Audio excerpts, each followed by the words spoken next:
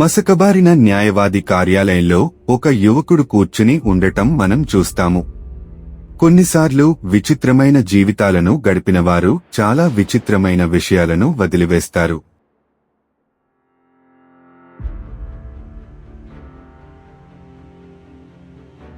న్యాయవాది కార్యాలయంలో భయంతో కూర్చున్న అడ్రియన్ అనే యువకుడు. న్యాయవాది అతనికి అందమైన పురాతన గడియారం ఉన్న పెట్టెను అందజేస్తాడు. దాని ముఖం క్లిష్టమైన డిజైన్లతో అలంకరించబడి ఉంది మరియు చేతులు వెనుకకు తిరుగుతాయి. న్యాయవాది అడ్రియన్తో తన దివంగత మామ ఈ గడియారాన్ని తనకు అప్పగించాలని పట్టుబట్టాడని చెప్పాడు. అడ్రియన్ మామ ఆ గడియారం సామర్థ్యాన్ని కలిగి ఉందని చెప్పాడు. కాని అడ్రియన్ కు తన మామ గురించి బాగా తెలియదు, బహుమతిని కూడా అతను అర్థం చేసుకోలేదు. కానీ అతను త్వరలోనే అర్థం చేసుకుంటాడు.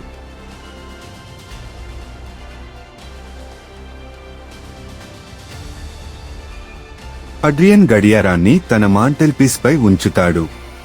అది వెనక్కి టిక్ టిక్ చేయడాన్ని అతను గమనించాడు, కానీ దానిని ఒక విచిత్రంగా తోసిపుచ్చాడు. ఆ రోజు తరువాత అడ్రియన్ ఒక ముఖ్యమైన నివేదికపై కాఫీని ఒలికిస్తాడు. నిరాశ చెంది అతను సహజంగానే గడియారాన్ని తడుముకుంటాడు. సమయం కొన్ని నిమిషాలు వెనక్కి వెడుతుంది, కానీ ఈసారి కాఫీ చెదిరిపోదు. ఏం జరిగిందో చూసి అడ్రియన్ షాక్ అయ్యాడు.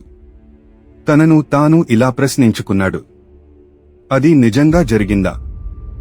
అడ్రియన్ గడియారం శక్తిని అనుకోకుండా కనుగొన్నాడు. తప్పులను సరిదిద్దడానికి ఒక అవకాశం మరియు బహుమతి. కాని ప్రతి బహుమతికి ఒక ధర ఉంటుంది.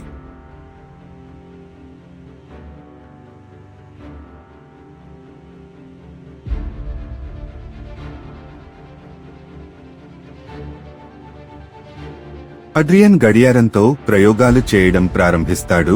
జరిగిన తప్పులను మరియు చెడు విషయాలను సరిదిద్దడానికి ప్రయత్నిస్తాడు. అతను కారు ప్రమాదాన్ని నివారించడానికి, ఇబ్బందికరమైన సంభాషణలను సరిచేయడానికి మరియు చిన్న లాటరీ బహుమతిని కూడా గెలుచుకోవడానికి సమయాన్ని వెనక్కి తీసుకుంటాడు. అడ్రియన్ అజేయుడని భావిస్తాడు. గడియారం ఒక అద్భుతం అని అడ్రియన్ తనను తాను చెప్పుకుంటాడు. కానీ అద్భుతాలు తరచుగా ఆత్మసంతృప్తికి దారితీస్తాయని మరియు ఆత్మసంతృప్తి గందరగోళానికి దారితీస్తుందని అడ్రియన్ గ్రహించడంలో విఫలమవుతాడు.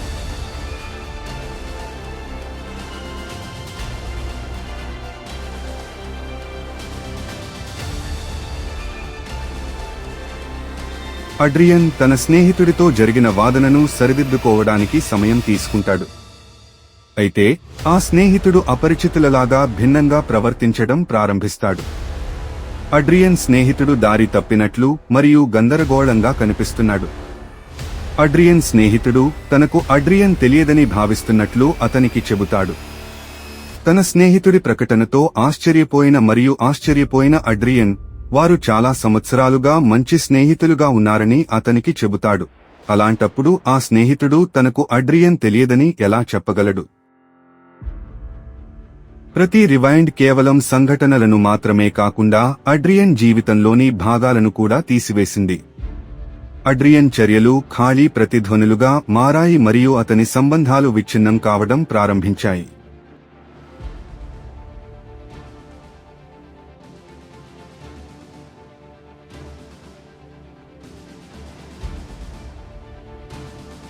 అడ్రియన్ అద్దంలోకి చూసుకుని సూక్ష్మమైన మార్పులను గమనిస్తాడు. అతనికి ఇష్టమైన జాకెట్ సరిగ్గా లేదు. అతని ప్రతిబింబం అది అతనిది కాదన్నట్లు అనిపిస్తుంది. డేటింగ్ సమయంలో ఇబ్బంది పడకుండా ఉండటానికి అడ్రియన్ మళ్లీ గడియారాన్ని రివైండ్ చేస్తాడు. కానీ ఇప్పుడు ఆ అమ్మాయి అతన్ని గుర్తుపట్టలేదు.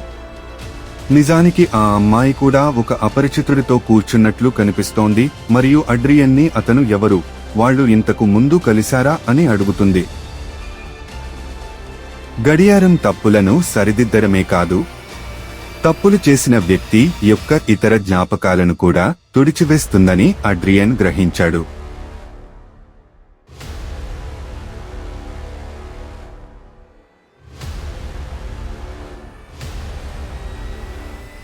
అడ్రియన్ నిరాశకు గురవుతాడు. అడ్రియన్ తన జీవితాన్ని సరిదిద్దుకోవడానికి పదే పదే గడియారాన్ని నొక్కడం ప్రారంభిస్తాడు. రివైండ్లు అస్థిరంగా మారుతాయి. ప్రతి రివైండ్ అతని గుర్తింపును మరింతగా తొలగిస్తుంది. అడ్రియన్ జ్ఞాపకాలు మసకబారడం ప్రారంభిస్తాయి. అకస్మాత్తుగా అడ్రియన్ ప్రపంచం తలక్రిందులైంది మరియు ప్రతి కదలికతో అతను ఎవరో మరియు ఏమీ లేనివాడు అయ్యాడు. ఒకరోజు ఉదయం అడ్రియన్ నిద్రలేచి తన పరిసరాలను గుర్తుపట్టలేకపోయాడు. అద్దంలో అతని ప్రతిబింబం ఖాళీగా ఉంది. అడ్రియన్ లక్షణాలు లేని ముఖాన్ని చూస్తాడు. గడియారం చివరిసారిగా టిక్ చేసి ఆగిపోతుంది. అడ్రియన్ తనను తాను ప్రశ్నించుకోవడం ప్రారంభించాడు. నేను ఎవరు? నేను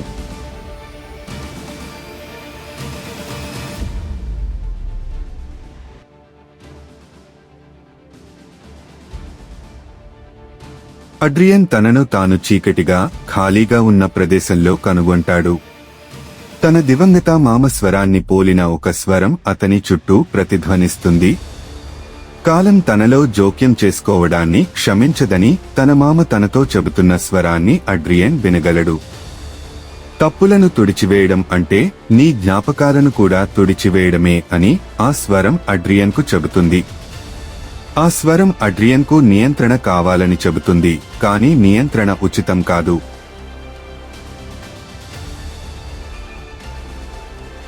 అడ్రియన్ మేల్కొంటాడు. గడియారం పోయింది.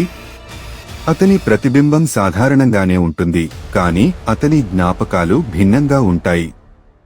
విచ్ఛిన్నంగా ఉన్నప్పటికీ శక్తితో నిండి ఉన్నాయి. అతను తన డెస్క్ మీద ఒక నోట్ను కనుగొంటాడు. అందులో విచారణ లేకుండా జీవించు అడ్రియన్. అదే ముందుకు వెళ్లే ఏకైక మార్గం. అడ్రియన్ పాఠం స్పష్టంగా ఉంది. తప్పులు జీవితంలో ఒక భాగం మరియు వాటిని తుడిచివేయడం అంటే వృద్ధిని తుడిచివేయడం. భవిష్యత్తు గతం, అసంపూర్ణతలు మరియు అన్నింటిపై నిర్మించబడింది.